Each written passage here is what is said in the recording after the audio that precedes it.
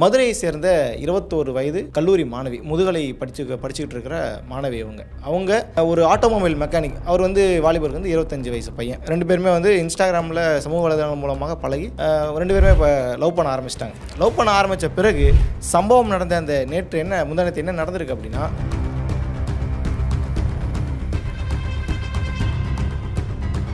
சம்மந்தப்பட்ட இந்த வாலிபரும் அந்த கல்லூரி மாணவியும் காரில் பேசிக்கிட்டு இருந்திருக்காங்க நைட்டு. ஸோ அந்த 11 மணி காலம் பேசும்பொழுது அந்த ஏரியாவிலே ஒரு 3 பேர், அந்த 3 பேர் ஆல்ரெடி ஹேபிச்சுவல் அஃபண்டர்ஸ் ஆகும், தொடர் குற்ற சம்பவங்கள் ஈடுபட்டவங்களாம். அவங்க 3 பேர் அங்கே தண்ணி அடிச்சிட்டு இருந்திருக்காங்க. ஸோ இந்த காரை பார்த்த உடனே காரை தட்டி உள்ளே யார் என்னன்றதை கேட்டு உள்ளே ஒரு பொண்ணு இருக்காங்கன்னு தெரிஞ்ச உடனேயே மிரட்டி வெளியே வர வைக்கிறதுக்கு கூப்பிட்டுருக்காங்க. அந்த பொண்ணு பதறிக்கிட்டு காரை டோரை லாக் பண்ணிவிட்டு வெளியே விடலை.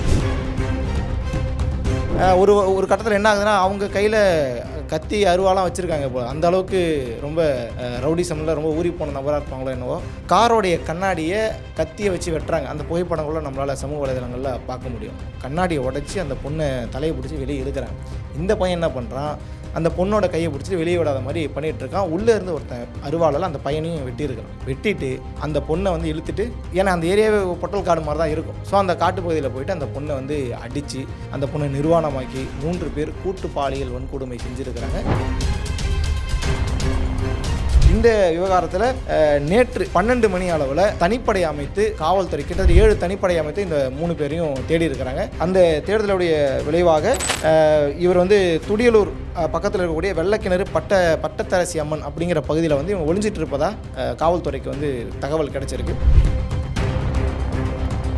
இந்த விஷயத்தை நீங்கள் ஆய்வு செஞ்சு பார்த்தீங்கன்னா, இதில் போதை மிகப்பெரிய ஒரு ரோல் பண்ணியிருக்குன்னு சொல்லி தான் அங்கே பல அரசியல் விமர்சகர்களும் அங்கே இருக்கக்கூடிய பகுதி மக்களும் சொல்லும்போது, அந்த சப்ஜெக்டை அப்படியே கட் பண்ணி எடுத்துட்டு இது ஆணாதிக்க மனநிலை, பெண்கள் முன்னேறுவதை தடுக்கிறாங்க என்பது இந்த ஆட்சியினுடைய அவலத்தை வெளியே சொல்லிடக்கூடாதுங்கிறதுக்காக முதல்வர் இப்படி பேசுகிறாரோன்ற சந்தேகத்தை மக்கள் மனசில் முதல்வருடைய ட்வீட்டை ஏற்படுத்தக்கூடிய விதமாகத்தான் இது பார்ப்பாங்க.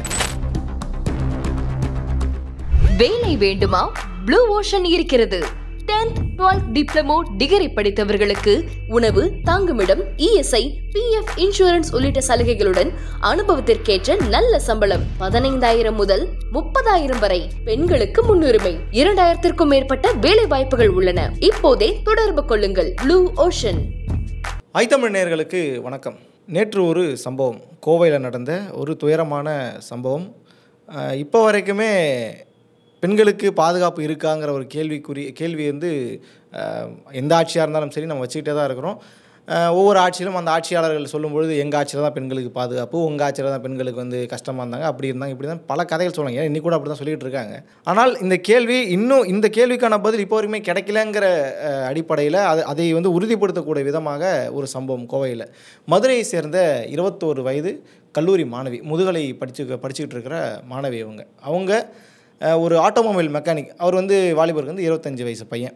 ரெண்டு பேருமே இன்ஸ்டாகிராமில் சமூக வலைதளம் மூலமாக பழகி ரெண்டு பேருமே இப்போ லவ் பண்ண ஆரம்பிச்சிட்டாங்க. லவ் பண்ண ஆரம்பித்த பிறகு சம்பவம் நடந்த அந்த முந்தானத்து என்ன நடந்திருக்கு அப்படின்னா, கோவை விமான நிலையம் பின்புறம், அதாவது சூலூர், அந்த ஏரியா டோட்டலாகவே சூலூர் பகுதி. அந்த பகுதி எப்படி இருக்கும் அப்படின்னா, ஃபுல் அண்ட் ஃபுல் இந்த எலைட்டான மக்கள் இருக்காங்க இல்லையா, அவங்க இந்த வில்லா மாதிரி கட்டி வாழக்கூடிய இடம். அங்கே நீங்கள் ஒரு குண்டே வெடித்தாலும் வெளியே பார்க்க மாட்டாங்க. ரோட்டில் யாரை வெட்டி போட்டால் கூட வெளியே பார்க்க மாட்டாங்க. ஏன்னா அந்த பகுதி மக்கள்கிட்ட நான் விசாரித்தேன், அவங்க அதை தான் சொல்கிறாங்க. அதே போல் அங்கே ரெஸ்ட்ரோ பார் அந்த சைட்லலாம் நிறையாவே இருக்குது. ஸோ அந்த அடிப்படையில் ஆண்கள் பெண்கள் வருவாங்க, சேஃபாக வருவாங்க, சேஃபாக வந்துட்டு ரெஸ்ட்ரோ பாருக்கு போயிடுவாங்க. இந்த மாதிரி ஒரு எலைட் சம்மந்தப்பட்ட மக்கள் வாழக்கூடிய ஒரு பகுதி.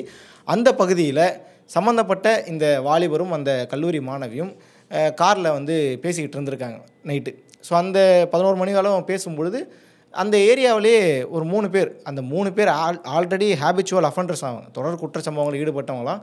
அவங்க 3 பேர் அங்கே தண்ணி அடிச்சிட்டு இருந்திருக்காங்க. ஸோ இந்த காரை பார்த்த உடனே காரை தட்டி உள்ளே யார் என்னன்றதை கேட்டு உள்ளே ஒரு பொண்ணு இருக்காங்கன்னு தெரிஞ்ச உடனேயே மிரட்டி வெளியே வர வைக்கிறதுக்கு கூப்பிட்டுருக்காங்க. அந்த பொண்ணு பதறிக்கிட்டு காரை டோரை லாக் பண்ணிவிட்டு வெளியே விடலை. ஒரு கட்டத்தில் என்ன ஆகுதுன்னா, அவங்க கையில் கத்தி அருவாலாம் வச்சுருக்காங்க. இப்போ அந்த அளவுக்கு ரொம்ப ரவுடிசமில் ரொம்ப ஊறி போன நபராக இருப்பாங்களோ என்னவோ. காரோடைய கண்ணாடியை கத்தியை வச்சு வெட்டுறாங்க. அந்த புகைப்படங்கள நம்மளால் சமூக வலைதளங்களில் பார்க்க முடியும். கண்ணாடியை உடச்சி அந்த பொண்ணை தலையை பிடிச்சி வெளியே இழுக்கிறாங்க. இந்த பையன் என்ன பண்ணுறான், அந்த பொண்ணோட கையை பிடிச்சிட்டு வெளியே விடாத மாதிரி பண்ணிகிட்டு இருக்கான். உள்ளே இருந்து ஒருத்தன் அருவாளால் அந்த பையனையும் வெட்டியிருக்கிறான். வெட்டிட்டு அந்த பொண்ணை இழுத்துட்டு, ஏன்னா அந்த ஏரியாவே பொட்டல் காடு மாதிரி தான் இருக்கும். ஸோ அந்த காட்டுப்பகுதியில் போயிட்டு அந்த பொண்ணை அடித்து அந்த பொண்ணை நிர்வாணமாக்கி 3 பேர் கூட்டு பாலியல் வன்கொடுமை செஞ்சுருக்கிறாங்க. இந்த சம்பவம் மிகப்பெரிய அளவில் இன்றைக்கி தமிழ்நாட்டையே உலுக்கிட்டு இருக்க சம்பவம். நம்ம இந்த மாதிரி என்றைக்கே ஒரு நாள் கேட்டால் கூட என்னடா இப்படி ஆயிடுச்சுன்னா, நம்ம ஒரு தினந்தோறும் ஏதோ ஒரு செய்தி இந்த மாதிரி கேட்டுட்ருக்கோங்கிறதுனால நம்ம கடந்து போக ஆரம்பிச்சிட்டோமோ என்னன்னு தெரியல. இந்த சம்பவத்தில் குறிப்பாக அந்த காதலன் மண்டையில் அடித்தாங்க இல்லையா, அந்த மயக்கம் தெளிஞ்சு பார்க்கும்போது இரவு 2 மணிக்கு அவர் வந்து பக்கத்தில் இருக்கக்கூடிய காவல்துறைக்கெல்லாம் ஃபோன் பண்ணி, அந்த காவல்துறை வந்து லோக்கல் ஸ்டேஷனுக்கு ஃபோன் பண்ணி இன்ஃபார்ம் பண்ணி அவங்க அங்கேருந்து இங்கே வராங்க. 1 மணி நேரம் அந்த சம்மந்தப்பட்ட அந்த பெண்ணை இவர் தேடி இருக்கிறாரு, கிடைக்கல. நைட் டைம்ன்றதால அந்த இடத்துல ஏரியா ஸ்ட்ரீட் லைட் கூட அங்கே இல்லாத ஒரு பகுதி. ஏன்னா அந்த இடத்துல வரவங்க எல்லாருமே என்னென்னா இந்த பெரிய பெரிய பில்டிங்கில் இருக்கிறாங்க, அவங்க வீட்டுக்கு வேலை செய்கிறவங்க எக்ஸலில் வருவாங்க, இல்லைனா காரில் போவாங்க. இதை தாண்டி வேறு வெஹிக்கிள்ஸ் அங்கே போகிறதுக்கான வேலையே இல்லை. ஏன்னா அந்த மாதிரியான ஒரு பகுதி. ஸோ அங்கே அந்த பொண்ணு தேடி கிடைக்கலங்கிற காரணத்தினால காவல்துறை புகார் கொடுத்து அந்த காவல்துறை வந்து 1.5 மணி நேரத்துக்கு மேலே தேடுறாங்க. ஒரு இடத்துல அந்த பெண் நிர்வாணமாக கூட்டு பாலியல் வன்கொடுமை செய்யப்பட்டு உடலெல்லாம் காயங்களோடு அந்த பெண்ணை வந்து கண்டெடுக்கிறாங்க. கண்டெடுத்த பிறகு அவங்கள வந்து மருத்துவமனைக்கு கொண்டு போகிறாங்க. ஸோ இந்த விவகாரத்தை பொறுத்த அளவுக்கு இந்த கல்லூரி மாணவி யார் அப்படின்னா, இவர் ஒரு காவலருடைய மகளாக இவங்க. அந்த காவலர் பணியில் இருக்கும்போதே மரணம் அடைஞ்சிட்டாங்க. ஸோ அந்த இறந்து போன காவலருடைய மகள். இந்த விவகாரத்தில் நேற்று 12 மணி அளவில் தனிப்படை அமைத்து காவல்துறை கிட்டத்தட்ட 7 தனிப்படை அமைத்து இந்த 3 பேரையும் தேடி இருக்கிறாங்க. அந்த தேடுதலுடைய விளைவாக இவர் வந்து துடியலூர் பக்கத்தில் இருக்கக்கூடிய வெள்ளக்கிணறு பட்டத்தரசி அம்மன் அப்படிங்கிற பகுதியில் வந்து இவங்க ஒளிஞ்சிட்டு இருப்பதா காவல்துறைக்கு வந்து தகவல் கிடைச்சிருக்கு. அந்த தகவலின் அடிப்படையில் குணா தவசி, சதீஷ் கருப்பசாமி, கார்த்திக் காளீஸ்வரன், அதாவது குணா என்கிற தவசி, அந்த மாதிரி இந்த 3 பேருமே வந்து பிடிபட்டு எப்படி பிடிக்கப்பட்டிருக்காங்க அப்படின்னா, காவல்துறை ஒரு காவலரை கையில் வேற வெட்டியிருக்கிறாங்க. இவங்களை பிடிக்க போகும்போது எல்லை, அதாவது ரொம்ப கட்டுப்பாட்டை மீறி போகும்பொழுது என்ன ஆகிறாங்க அப்படின்னா, குணா தவசிக்கு மட்டும் காலில் ஒரு புல்லட்டு, அதே மாதிரி சதீஷ் கருப்பசாமி, கார்த்திக் காளீஸ்வரன் 2 பேருக்குமே காலில் வந்து 2 புல்லட் வந்து போலீஸ் வந்து ஷூட் பண்ணி தான் அவங்கள பிடிக்கக்கூடிய சூழல் உருவாகிருக்கு. இதில் வந்து இந்த சதீஷ் கருப்பசாமி, கார்த்திக் காளீஸ்வரன் இவங்களுடைய பொறுத்த அளவுக்கு இவங்க ஏற்கனவே கொலை, வழிப்பறி இந்த மாதிரியான விஷயங்களில் வந்து அவங்க மோசடி இப்படி பல வழக்குகள் அவங்க மேலே இருப்பதாகவும் செய்திகள் வந்து வந்திருக்கு.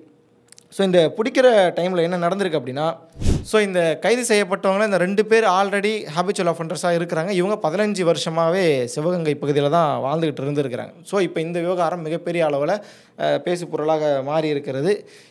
நான் சொன்ன அந்த சூலூர் பகுதி மட்டும் இல்லை, ஒட்டுமொத்த கோவையுமே இன்றைக்கி என்ன நிலைமையில் இருக்குது அப்படின்னா, தமிழகத்தினுடைய 2வது போதை மாவட்டமாக மாறி இருக்குன்னு சொல்லி நம்ம சொல்லலை, சம்மந்தப்பட்ட அந்த இடத்துல வசிக்கக்கூடிய மக்கள்கிட்ட நம்ம விசாரிக்கும்போது அவங்க சொல்கிறாங்க. இதில் முதல்வர் அவர் ஒரு ட்வீட்டு போட்டிருந்தார். அந்த ட்வீட்டில் என்ன சொல்கிறார் அப்படின்னா, கோவையில் இளம் பெண்ணுக்கு நிகழ்ந்த துயரம் மனிதத்தன்மையற்றது. இத்தகைய கொடூர குற்றச்செயல்களை கண்டிக்க எந்த கடுஞ்சொல்லும் போதாது. இதில் ஈடுபட்ட குற்றவாளிகள் கண்டுபிடிக்கப்பட்டு உடனடியாக கைது செய்யப்பட்டுள்ளனர்.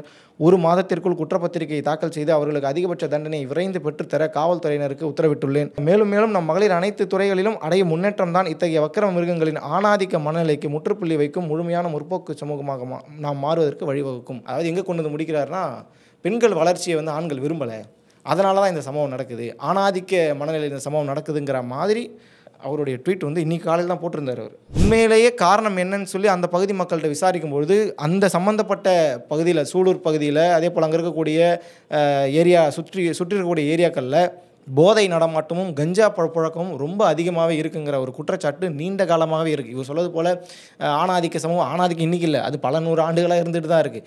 ஆனால் இப்போ இந்த பிரச்சனைக்கு பின்னாடி இருக்கக்கூடிய, ஏன்னா இந்த சம்பவம் நடக்கும்போது கூட அவங்க 3 பேருமே தண்ணி அடிச்சுட்டு இருந்திருக்காங்க. அந்த சம்மந்தப்பட்ட இடத்துல அந்த 11 மணிக்கெல்லாம் அந்த இடத்துல தண்ணி அடிச்சுட்டு இருந்திருக்காங்க. அந்த பகுதியில் போதை நடமாட்டம் இருந்திருக்கு. அதே போல் ப்ராஸ்டியூஷன் அதிகமாக நடக்கக்கூடிய ஏரியாவாகவும் இப்போ கோவை மாறிக்கிட்டு இருக்குன்ற மாதிரி குற்றச்சாட்டுகள் வைக்கப்படுது. அதே இதில் இன்னும் கொடுமை என்னென்னா, போதைக்கு அதாவது கஞ்சா போன்ற போதையில் 2வது தலைநகரமாக விளங்கக்கூடிய பகுதி கோவை பகுதிங்கிற விமர்சனத்தையும் இன்றைக்கி வந்து கோவை சுமந்துக்கிட்டு இருக்கு. தமிழ்நாட்டை பொறுத்த அளவுக்கு கடந்த மே மாதம் வரைக்குமே கிட்டத்தட்ட 18,200க்கும் அதிகமான பாலியல் குற்றங்கள் பதிவாகியிருக்கு. அதே போல் 6,000 கொலை குற்றங்கள்.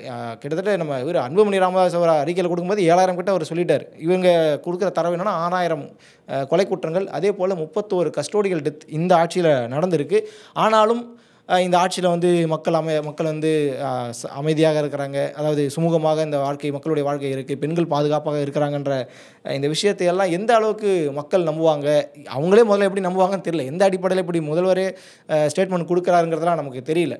போதைப் பொருள் இந்த விஷயத்தை நீங்கள் ஆய்வு செஞ்சு பார்த்தீங்கன்னா இதில் போதை மிகப்பெரிய ஒரு ரோல் பண்ணியிருக்குன்னு சொல்லி தான் அங்கே பல அரசியல் விமர்சகர்களும் அங்கே இருக்கக்கூடிய பகுதி மக்களும் சொல்லும்போது அந்த சப்ஜெக்டை அப்படியே கட் பண்ணி எடுத்துகிட்டு இது ஆணாதிக்க மனநிலை, பெண்கள் முன்னேறுவதை தடுக்கிறாங்க என்பது இந்த ஆட்சியினுடைய அவலத்தை வெளியே சொல்லிடக்கூடாதுங்கிறதுக்காக முதல்வர் இப்படி பேசுகிறாரோன்ற சந்தேகத்தை மக்கள் மனசில் முதல்வருடைய ட்வீட்டை ஏற்படுத்தக்கூடிய விதமாகத்தான் இது பார்ப்பாங்க.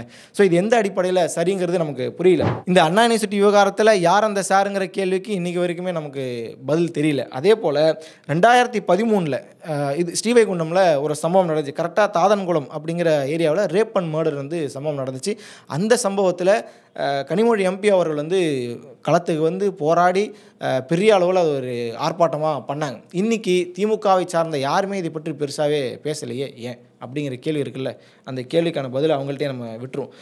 சரி, இப்போ எங்கடா பிரச்சனை அப்படின்னு நம்ம பார்க்கும்பொழுது அரசு வழக்கம் போல் நாங்கள் வந்து சரியாக தான் இருக்கிறாங்க. இப்போ அமைச்சர் ரகுபதி கூட சொல்லியிருக்கிறார், திமுக ஆட்சியில் பெண்கள் பாதுகாப்பாக இருக்கிறாங்கன்ற ஒரு குற்றச்சாட்டு. அந்த வார்த்தையை எப்படி அவங்க வந்து பொதுவெளியில் பேசுகிறாங்கன்னே தெரியல. இவ்வளோ குற்ற சம்பவங்கள் தொடர்ச்சியாக நடந்துக்கிட்டு இருக்குது. சிலர் வந்து கட்சி சம்மந்தப்பட்டவங்களாகவே இருக்கிறாங்க. இதையெல்லாம் மீறி இப்படி ஒரு வார்த்தையை அவர் பயன்படுத்துகிறார் அப்படின்னா என்ன மனநிலையில் அந்த வார்த்தையை அவர் பயன்படுத்துகிறாருங்கிற கேள்வி வந்து உள்ளபடி எனக்கு ஓடிக்கிட்டே தான் இருக்குது. இந்த சம்பவம் நடந்த பகுதி என்பது தனியார் பார் இருக்கிற ஏரியா போல். அந்த பாரை நாம் தமிழர் கட்சியினர் அடித்து உடச்சி அதை வந்து ரகலை பண்ணியிருக்கிறாங்க. இந்த பாரினால தான், அந்த போதையினால தான் இந்த பிரச்சனை நடந்திருக்குன்னு சொல்லி அவங்க வந்து போராட்டமெல்லாம் நடத்தியிருக்கிறாங்க. இது இந்த வழக்கினுடைய சாராம்சம். இப்போ வரைக்கும் லாஸ்ட் அப்டேட் என்ன அப்படின்னா அந்த 3 பேரையும் சுட்டு பிடிக்கப்பட்டிருக்கிறாங்க. அவங்க வந்து மருத்துவமனையில் அனுமதிக்கப்பட்டு அடுத்த கட்ட விசாரணைகள் வலுவாக நடக்குங்கிற மாதிரியான விஷயங்கள் சொல்லப்பட்டிருக்கு. உண்மையிலேயே சட்டம் சரியான முறையில் செயல்பட்டு இருந்தால், இவங்க சொல்லக்கூடிய இந்த காவல்துறை சரியான முறையில் செயல்பட்டு இருந்தாங்க அப்படின்னா இன்றைக்கி இந்த சம்பவம் நடந்திருக்குமாங்கிற கேள்வி இருக்குல்ல. ஏன்னா எல்லா சம்பவத்தும் காவல்துறை போயிட்டு டக்குன்னு களத்தில் போய் நிற்க முடியாது, அது நம்மளால் புரிஞ்சிக்க முடியுது. ஆனாலும் குற்ற சம்பவங்களுக்கு சரியான முறையில் தண்டனை கிடச்சிருந்துச்சு அப்படின்னா இன்றைக்கி இந்த சம்பவம் நடந்திருக்குமாங்கிற கேள்வி ஏன் வருது அப்படின்னா, நம்ம எல்லாருக்குமே தெரிஞ்சிருக்கும் 2017 ஒரு குழந்தை மௌலிவாக்கம், நம்ம சென்னையில் மௌலிவாக்கங்கிற பகுதியில் ஒரு மென்பொறியாளர் யஷ்வந்த்ங்கிற அந்த மென்பொறியாளர் பாலியல் வன்கொடுமை செஞ்சு அந்த குழந்தைய எரித்து எந்த ஒரு குற்ற உணர்ச்சியுமே இல்லாமல் தான் வலம் வந்துட்டு இருந்தான். அந்த கேஸ் வந்து கிட்டத்தட்ட 2018 செங்கல்பட்டு மகளிர் நீதிமன்றத்துக்கு அந்த கேஸ் வருது. அந்த கேஸுக்கு அவங்க கொடுக்குற தண்டனை என்ன அப்படின்னா தூக்கு தண்டனையும் மேலும் 46 ஆண்டுகள் சிறை தண்டனையும் விதித்தாங்க பிப்ரவரி 2018. இதை உறுதிப்படுத்தக்கூடிய விதமாக சென்னை உயர்நீதிமன்றம் ஜூலை 2018 மரண தண்டனையை உறுதி செய்து ரேரஸ்ட் ஆஃப் ரேர் அப்படிங்கிற ஒரு பட்டியலில் கொண்டு வந்து, அதாவது அரிதினும் அரிதான இந்த சம்பவத்தில் அவங்களுக்கான மரண தண்டனை நாங்கள் உறுதி செய்கிறோம். பொதுவாக நீதிமன்றங்கள் மரண தண்டனை கொடுக்க மாட்டாங்க. இந்த மாதிரி ரேரஸ்ட்டு ரேரு ரொம்ப வழக்கமான சம்பவங்களுக்கு முற்றிலும் மாறுபட்ட ஒரு சம்பவமாக இருக்குங்கிற பட்சத்தில் அந்த மாதிரி டைமில் இந்த கொடுக்கக்கூடிய தண்டனை அதை நாங்கள் உறுதிப்படுத்துகிறோம்னு சொன்னாங்க. செங்கல்பட்டு மகளிர் நீதிமன்றமும் மரண தண்டனை உறுதிப்படுத்தினாங்க, சென்னை உயர் நீதிமன்றமும் மரண தண்டனை உறுதிப்படுத்தினாங்க. ஆனால் இந்த சம்பவம் அக்டோபர் நம்ம பேசிகிட்டு இருக்க இந்த ஒரு மாதத்துக்கு முன்னாடி 2025 உச்சநீதிமன்றத்துக்கு போகுது. அந்த தீர்ப்பில் அவங்க என்ன சொல்கிறாங்க அப்படின்னா குற்றவாளி தஷ்வந்த் விடுதலை அப்படின்னு தீர்ப்பு கொடுக்குறாங்க. ஏன்டா விடுதலை அப்படின்னா விசாரணை மற்றும் ஆதாரங்களில் பெரும் குறைபாடுகள், சீரியஸ் லேப்சஸ் இன் இன்வெஸ்டிகேஷன், அதே போல் சந்தேகத்திற்கு இடமின்றி குற்றத்தை நிரூபிக்க அரசு தரப்பு தவறிவிட்டது, failed to prove guilt beyond a reasonable doubt அப்படிங்கிற காரணம் சொல்லி தஷ்வந்தோடைய தூக்கு தண்டனையை ரத்து செய்து அவரை இந்த வழக்கிலிருந்தே விடுவிச்சிட்டாங்க. அதாவது அரசு இந்த குற்றத்தை நிரூபிப்பதற்கான எந்த ஒரு முன்னெடுப்பும் செய்யலை, சரியான முறையில் தரவுகளை கொடுக்கல, ஆதாரங்களை கொடுக்கலன்ற ஒரு காரணமும், அதே போல் விசாரணையில் மிகப்பெரிய அளவில் குறைபாடுகள் இருக்குங்கிற காரணத்தை சொல்லி, அதாவது ஒரு 7 வயசு குழந்தைய ரேப் பண்ணி எரிச்சு கொன்று, கிட்டத்தட்ட ரேப்புக்கு தனியான ஒரு வழக்கு பிரிவுகள் இருக்குது. இன்றைக்கி பிஎன்எஸ் எடுத்துக்கிட்டால் அதே போல் எரித்து கொலை செய்கிறது ஒரு தண்டனைனா எரித்து கொலை செய்வதுக்கு தனி தண்டனை இருக்குது. இதையெல்லாம் மீறி ஃபஸ்ட் டைம் அவர் ஜெயிலுக்கு போயிட்டு வெளியே வந்த உடனேயே 2வது அவங்க சொந்த தாயவே அவர் கொலை செய்கிறார். அந்த டைமில் கூட அவங்க அப்பா இவருக்கு சப்போர்ட் பண்ணி பேசிகிட்டு இருந்தார். அது என்ன கணக்குன்றது நமக்கு புரியல. இப்படி 2 கொலைகளை செஞ்ச ஒரு நபரை கிட்டத்தட்ட அவன் சைக்கோ மாதிரி தான் இருந்திருக்கிறாங்க. அந்த சைக்கோவை நீதிமன்றம் விடுதலை செஞ்சுருக்கு அப்படின்னா அதுக்கு காரணமாக என்ன சொல்கிறாங்க அப்படின்னா, இந்த விசாரணையில் என்ன போதிய குற்றத்தை நிரூபிக்கக்கூடிய இந்த விவகாரத்தில் போதிய ஆதாரங்கள் இல்லை, தமிழ்நாடு அரசு சரியான முறையில் இதை தவறிட்டாங்க, குற்றத்தை நிரூபிக்க தவறிட்டாங்கன்னு சொல்லி உங்கள் மேலே பழியை தூக்கி போட்டு ஒரு குற்றவாளியை, ஒரு சைக்கோவை, சமூகத்திற்கு தீங்கு விளைக்கக்கூடிய ஒருத்தனை வெளியே விட்டுருக்காங்க அப்படின்னா இந்த அரசு எந்த லட்சணத்தில் செயல்பட்டுருக்கு அப்படிங்கிறது தான் இந்த வழக்கின் மூலமாக நம்மளால் புரிஞ்சிக்க முடியுது. அப்போ இந்த வழக்குக்கே, ஒரு குழந்தையினுடைய ரேப் அண்ட் மர்டர் வழக்குக்கே இந்த நிலைமைனா இப்போ இந்த பொண்ணுக்கு நீதி கிடைக்குமாங்கிறது மிகப்பெரிய கேள்வியாக இருக்குது. முதல்வர் சொல்லிட்டார். முதல்வர் வழக்கம் போல் அவர் ட்வீட் போட்டுட்டார். அது அவருடைய மனவேதனையை அவர் வெளிப்படுத்திட்டாருன்னே வச்சுக்கலாமே. ஆனால் இந்த விவகாரத்தில் என்ன நீதி கிடைக்க போகுது? உண்மையிலேயே இந்த குற்றவாளிகளை, ஏன்னா அவங்க ஹாபிச்சுவல் அஃபண்டர்னு தெரியுது, கொலை குற்றம், மோசடின்னு சொல்லி பல வழக்குகள் இருப்பதாக தெரியுது, 15 வருஷம் கோவையில் இருந்திருக்காங்கிறது உங்களுக்கு தெரியுது. இதை ரேடாரில் கொண்டு வர வேண்டியது யாருடைய பொறுப்பு? அந்த காவல்துறை என்ன செஞ்சுட்டு இருக்காங்க? குற்றம் நடந்த பிறகு நாங்கள் இது பண்ணோம், நாங்கள் சுட்டு பிடிச்சோம், இது பண்ணோம், அது பண்ணோங்கிறதுக்கு முன்னாடி இவங்களை ஒழுங்காக நீங்கள் கண்காணித்து இருந்தீங்கன்னா சரி. இது ஒரு சம்பவம். இந்த மாதிரி எத்தனை சம்பவம் தொடர்ச்சியாக நடந்துகிட்டு இருக்கு. ஸோ இது வரைக்குமே இப்போ எந்த சம்பவத்துக்கும், நம்ம அண்ணா யூனிவர்சிட்டி பிரச்சனையாக இருக்கட்டும், அண்ணா நகர் சிறுமி விவகாரமாக இருக்கட்டும், அதற்கு பின்னால் நடந்த அந்த வாணியம்பாடி அந்த வேலூர் சைடு நடந்த ஒரு பிரச்சனையாக இருக்கட்டும், திமுக நிர்வாகியினுடைய பிரச்சனை, எந்த பிரச்சனைக்குமே தீர்வு இப்போ வரைக்கும் கிடைக்கவே இல்லை. ஸோ அப்போ தீர்வு கிடைக்காதுங்கிற ஒரு தைரியம் தான் இன்றைக்கி குற்றவாளிகளை ரொம்ப மெத்தனை போக்கோட, ரொம்ப திமிரோட, ரொம்ப தெனாவட்டோட, இன்னும் இதுக்கப்புறம் என்ன உள்ளே போனால் வெளியே, இன்றைக்கி ஜெயிலு நாளைக்கு பெயிலுங்கிற கணக்கில் தான் அவங்க இன்றைக்கி குற்ற சம்பவங்களில் தைரியமாக ஈடுபட்டு இருக்காங்க. உள்ள சந்தேகத்தை எங்களுக்கு ஏற்படுது. குறிப்பாக எனக்கு இந்த சந்தேகம் அதிகமாகவே இருக்குது. காவல்துறை இந்த விவகாரத்தில் சரியான முறையில் கையாண்டிருந்தால் இந்த பிரச்சனை நடந்திருக்குமா? சட்ட ஒழுங்கு விவகாரத்தில் இந்த உள்துறையை கையில் வைத்திருக்கக்கூடிய முதல்வர் கிடுக்குப்பிடி சட்டங்களை போட்டு இதை செயல்படுத்தியிருந்தார்னா இந்த குற்றம் நடந்திருக்குமா? போதை ஒழிப்பை சரியான முறையில் கையாண்டு கஞ்சா போன்ற பொருட்கள், அதே போல் மதுபான பொருட்கள் நடமாடுவதை தடுத்திருந்தால் இந்த குற்ற சம்பவம் நடந்திருக்குமா? இதையெல்லாம் தாண்டி தான் நம்ம எங்கே வர்றோம்? அந்த டைமில் நீங்கள் ஏன் அங்கே போனீங்கன்ற கேள்வி அந்த பொண்ணை பார்த்து பலரும் அந்த கேள்வி வைக்கிறேன். ஒரு காதலிக்கிறவனை, காதலிக்கக்கூடிய பெண் பார்ப்பது என்பது தவறு கிடையாது. அது அவங்க தனிப்பட்ட உரிமை. ஆனால் எந்த இடத்துல நம்ம போய் பார்க்குறோங்கிற ஒரு கேள்வி இருக்குல்ல.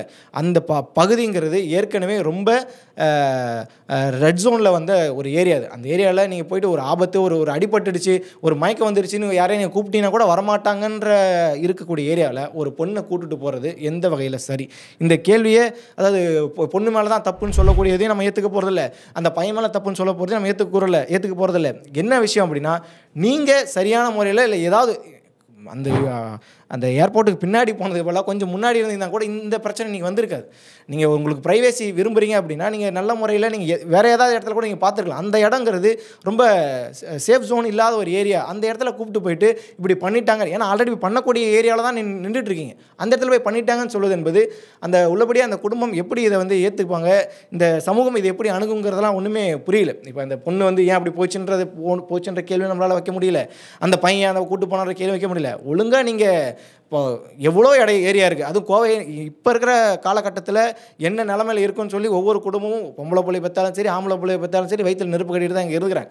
அப்படி இருக்கிற பட்சத்தில் இன்றைக்கி ஒரு பெண்ணினுடைய இந்த வாழ்க்கையினுடைய சிதிலமடைந்த இந்த வாழ்க்கையிலேருந்து அவங்க எப்படி மீண்டு அடுத்த கட்டத்தை எப்படி நகர்த்த போகிறாங்கன்றதெல்லாம் நமக்கு தெரியல. ஆனாலும் இந்த விவகாரத்தில் அரசு எப்படி கவனத்தோடு செயல்படணுமோ அதே போல் பிள்ளைகளை பெற்ற பெற்றோர்களும் சரி, பிள்ளைகளும் சரி, மாணவர்கள், இந்த சமூகத்தில் ஈடுபட்ட இளைஞர்களும் சரி, இதில் ஒரு பாடமாக எடுத்துக்கொண்டு சரியான முறையில் நீங்கள் நடந்துக்கணுங்கிற ஒரு விஷயத்தையும் இந்த வீடியோ வாயிலாக நான் சொல்ல வரக்கூடிய விஷயமும் அதுதான்.